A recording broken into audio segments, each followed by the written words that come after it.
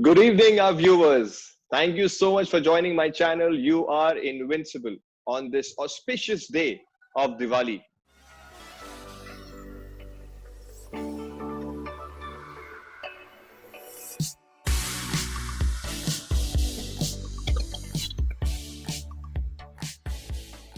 Today is a beautiful day, and we have a very fascinating interview.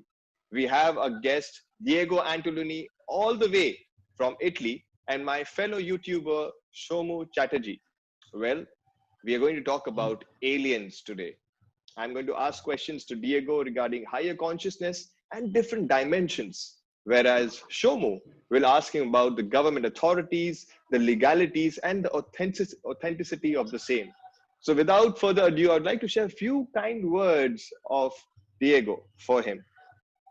So, Diego belongs to the X Plan group in Italy. The X Plan group has been actively engaging in the study and research of unexplained phenomenon for the last 15 years. The X-Plan Group's main dissemination outputs include articles and media files on its official channel, Xplanet, Facebook, YouTube, Instagram, and Weibo.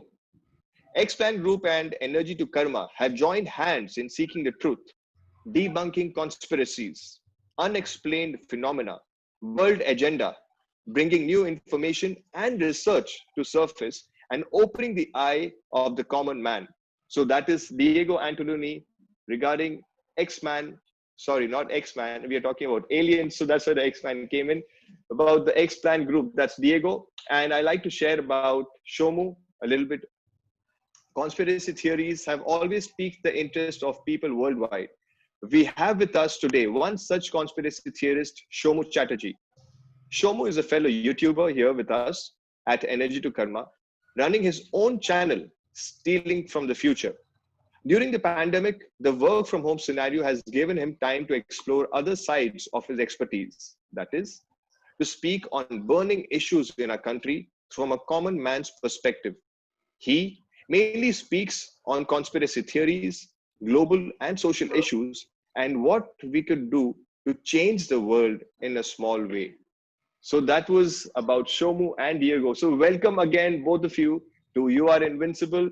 A very, very happy Diwali to both of you. Hope you're having a fantastic day. Thank you, Abhishek, and it's my pleasure of being here as a guest to your channel, and the best greetings to you for such a beautiful and I believe great festival for India and all the Indian users. And of course, hi to Shlomo, and thank you also for being here. Thank you, Abhishek. Thank you, Diego. And that was a great introduction to me, Abhishek. And I thank you. And happy Diwali to Abhishek. Happy Diwali to the viewers, and happy Diwali to Diego as well. Thank you, guys. Thank you for this platform. Which, by the way, that leads me to the first question that I want to ask you before you start asking me a question about this Diwali. I've heard about this festival from so many sources, and I know it's very big for India, but can you guys explain me what exactly it's all about? Because I'm not Indian, I've never been there, although I really want to, but what is exactly Diwali? Yes, surely, Diego, one day you're going to be here in India and meet all of us. So Diwali is one of the most auspicious festivals of the Hindu religion. It is basically, from a spiritual perspective, a victory of light over darkness, good over evil, and knowledge over ignorance. Furthermore, it is also said that it is a celebration of the day when Lord Ram returned to his kingdom Ayodhya after defeating the demon king Ravana. So that is the festival of Deepavali or Diwali in India. Very interesting. Thank you. Diego, this year, Diwali has a much larger significance. It has a much more impact because of the COVID-19 situation, looming warlike situations across the globe, then police brutality, then you have major presidential elections, people awakening. Every one of us, because of this, every one of us should awaken the Lord Ram in us. What will happen is when you change from within, it changes the outer world, because the outer world is just a reflection of our inner self. So when we all become like the Lord and do good things, it really creates a better place to live in the world. So we can celebrate every day as Diwali, and it will help us to light up the world, light up our homes, light up our lives. Yeah. Well, then I'm even more honored of being here with you tonight. And I hope that also this conversation that we're going to have on such a very sensitive topic in the introduction, Abhishek named X-Men, but it was not actually a slip of the tongue because there is much of what we see and watch in such stories as, for example, the superheroes or the Marvel, the DC, the American so-called the superhumans. There is so much more truth than actually we can imagine. Mhm. And what we are going to talk today about it maybe could shed a little bit of light about that. For sure, for sure. That's really exciting, Diego, and I'm looking forward to this interaction. So we can now start with the interview. My first question, Diego, to you is, we have only heard of telepathic communications, interdimensional travel, higher dimensions, cloaking devices. Are these beings that you speak of truly capable of such omnipotence? Before 2017, I would have answered probably I have no idea because during my previous investigation was very hard for me to come across to such an experience as majority of us. It's kept totally ignorant about this technology. So you really have to be one of probably the high-tech people working on black projects or member of certain branches of the governments in order to get knowledge of this. But after 2017, when we first learned about the Valmalenko area, the Valmalenko phenomena, and we delved into it, and after 4 years that I've been there, every single year for an extensive amount of time, from few days the first year until 2 weeks this year, well, my answer can be a little bit more precise. You're right. Telepathic communication, yes. The majority of the creatures and the beings that are reported living or interacting with the area possess that ability. They do communicate via the mind. They have telepathic communication among themselves, and they're also able to speak with humans in that way. We have talked with several witnesses that receive the messages in their mind, mostly positive messages, not threatening.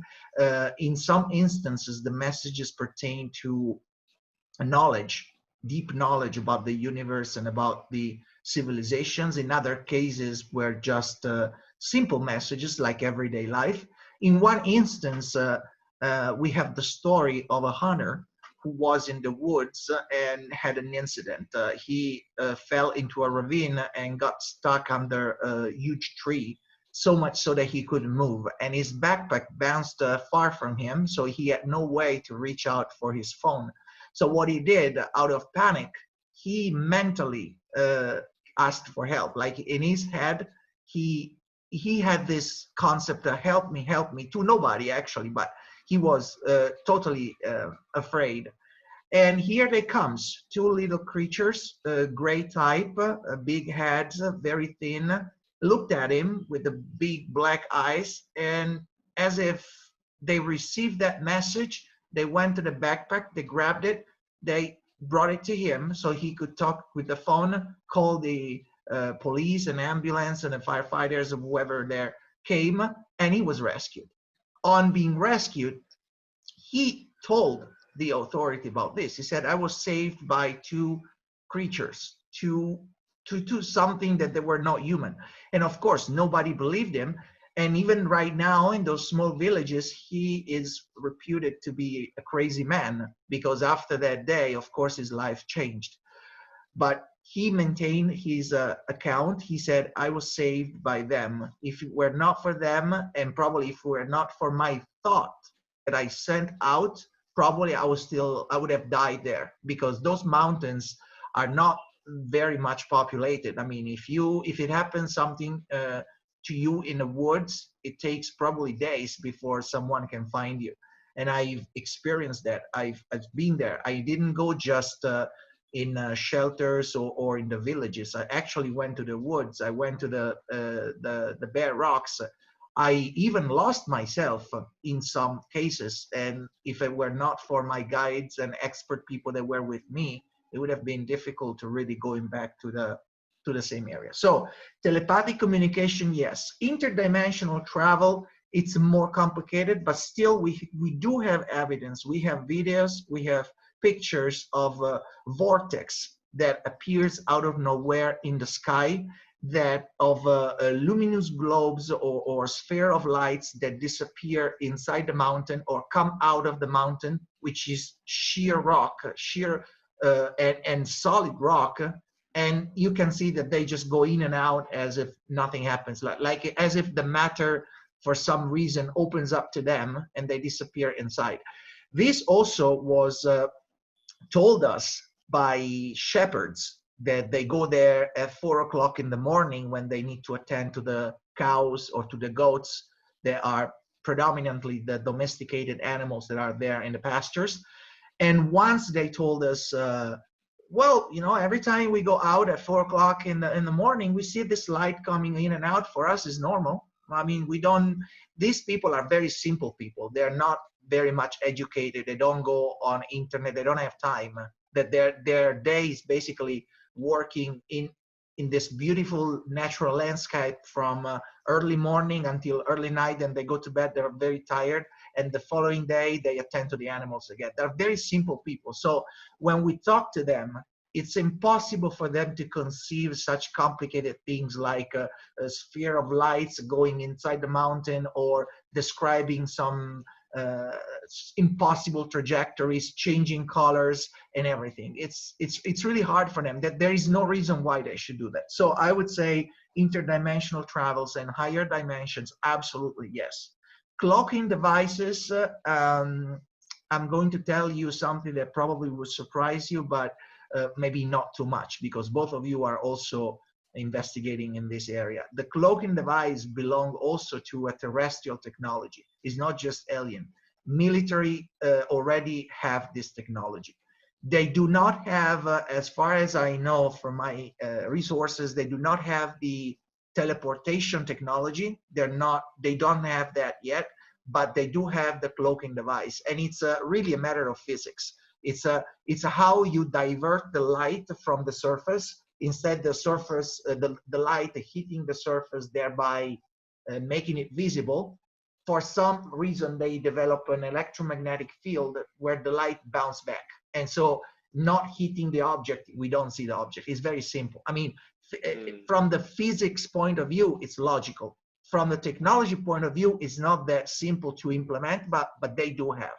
So I'm telling you this difference because during this conversation that we're having, when I talk about some crafts that are seen in the sky, or Abhishek, you have some pictures that you're going to show. Not all of the craft that we're showing are alien in nature. Some of them can be, in fact, very much terrestrial, although not identifiable and probably secret. Wow, that's quite intriguing.